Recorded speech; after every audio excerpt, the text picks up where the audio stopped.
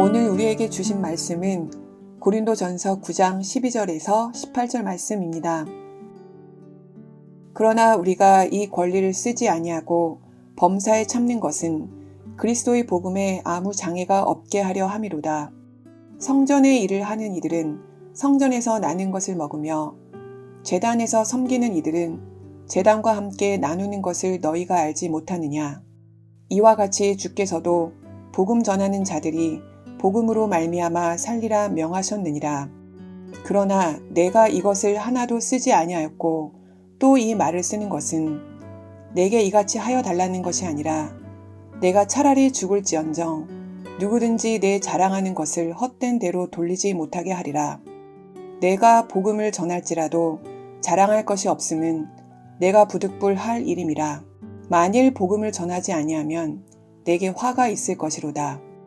내가 내 자의로 이것을 행하면 상을 얻으려니와 내가 자의로 아니한다 할지라도 나는 사명을 받았노라. 그런즉 내 상이 무엇이냐? 내가 복음을 전할 때 값없이 전하고 복음으로 말미암아 내게 있는 권리를 다 쓰지 아니하는 이것이로다. 아멘. 사랑하는 소문가족 여러분, 오늘 아침도 말씀과 기도로 시작하는 여러분 모두에게 삼위 하나님의 은혜와 진리와 평강이 함께 하시길 기도합니다. 고린도 전서를 읽다 보면 종종 사도 바울이 왜 이렇게 흥분했지? 너무 감정적이지 않나? 라는 생각이 듭니다. 오늘 본문도 상당히 감정이 많이 섞여 있는데요. 한마디로 유감이다 라고 말하고 있는 셈입니다. 무슨 문제가 있었을까요? 고린도 교회는 사도 바울이 사역한 교회입니다. 복음을 전하고 가르쳐서 세워진 교회이죠. 그러므로 고린도 교인들은 바울에게 복음으로 빚진 자들입니다. 그런데 그들이 말하기를 바울이 어찌하여 사도이냐, 그가 전한 복음이 합당하냐 라며 바울의 사도권을 인정하지 않았습니다. 만약 제가 지도하고 있는 중등부 학생들이 저에게 저 사람이 목사가 맞냐, 저 사람이 우리에게 가르친 것을 그대로 따를 필요가 있냐라고 떠든다면 정말 마음이 많이 상할 것 같습니다. 왜냐하면 부족하나마 사랑과 열정과 기도로 설교하고 제자훈련하고 신방하면서 그들을 지도했었기 때문입니다. 그런데 그 모든 영적 지도를 받은 이들이 저를 인정하지 않는다면 이는 제가 전한 말씀과 가르침을 인정하지 않는다는 뜻이며 결국은 복음을 받아들이지 않겠다는 말이지요. 그래서 속상하고 답답해서 잠도 오지 않을 것 같습니다. 지금 바울의 입장이 그렇습니다. 그래서 바울은 자신의 사도로서의 권리를 강력하게 주장하면서 그들을 다시 복음 앞으로 설득하고 있는 것입니다. 고린도 교인들이 바울을 사도로 인정하지 않은 주요한 원인 중 하나는 가르치는 자가 사례를 받지 않았다는 점입니다. 당시에 순회 웅변가들은 여러 도시를 방문하면서 가르쳤고 그것으로 수입을 챙겼습니다. 청중들은 보통 웅변의 내용보단 웅변 기술에 관심을 많이 가졌었고 이에 웅변가들은 이익을 위해 내용보다는 전달에 더 많이 신경 쓰고 응당한 비용을 받았습니다. 바울도 그들처럼 돈을 받을 수 있었습니다. 세상 웅변가들이 하는 말들과는 비교도 할 수 없는 말, 즉 복음을 전하고 가르쳤으니 굳이 값으로 매기자면 천문학적인 비용을 받고도 남아야 합니다. 그러나 바울은 값을 받지 않았습니다. 왜 받지 않았을까요? 만일 바울이 웅변가들처럼 비용을 받았다면 고린도 교회는 바울을 그런 웅변가 중 하나로 간주하고 그가 전하는 복음의 내용에는 아무 관심도 기울이지 않았을 것입니다. 그래서 사도 바울은 18절과 같이 말하였습니다. 그런즉 내 상이 무엇이냐? 내가 복음을 전할 때 값없이 전하고 복음으로 말미암아 내게 있는 권리를 다 쓰지 아니하는 이것이로다 라고 말입니다. 바울이 지금 자랑하고 있는 것이 무엇입니까? 그는 대가 없이 복음을 전한 것, 그것을 자랑으로 여기고 있습니다. 세상 웅변가들은 자신이 한 번 연설할 때 비용을 얼마나 받는지를 자랑했을 것입니다. 몸값이 얼마나에 따라서 자신의 가치를 증명하려 했을 것입니다. 그러나 바울은 그런 것을 자랑하지 않았습니다. 바울이 자랑하고 싶은 것은 물질적 대가나 그에 따른 자신의 몸값이 아닙니다. 복음 그 자체를 자랑하고 싶어 했습니다. 그들에게 복음이 심기고 생명이 자라서 교회가 건강하게 세워지기를 소망하였던 것이지요. 그는 시대의 상식을 거부하며 복음의 본질을 잘 반영하고 있습니다. 복음은 하나님의 은혜입니다. 하나님의 입장에서는 예수 그리스도의 생명이라는 가장 비싼 대가를 치르셨습니다. 그러나 죄인에게는 아무런 대가도 요구하지 않으셨습니다.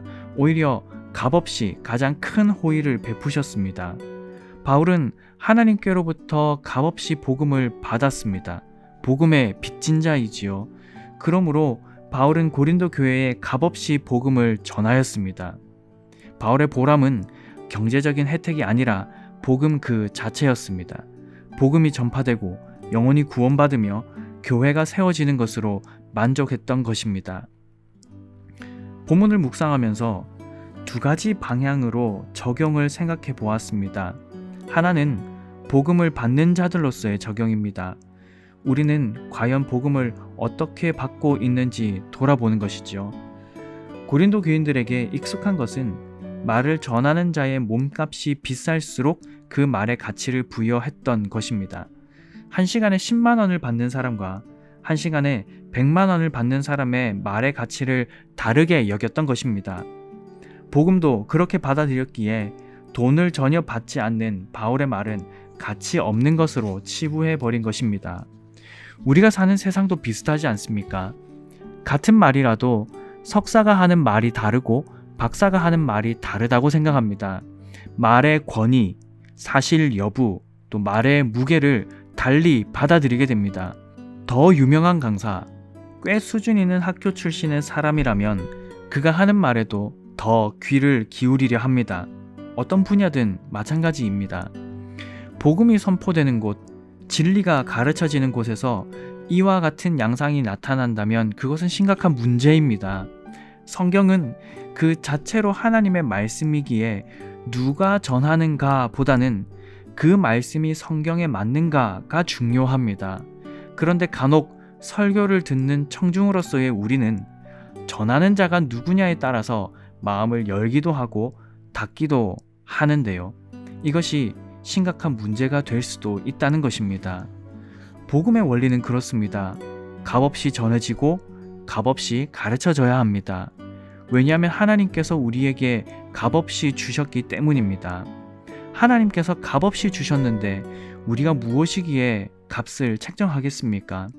하나님께서 거저 주셨는데 우리가 무엇이기에 그것으로 사사로운 이윤을 남길 수 있겠습니까?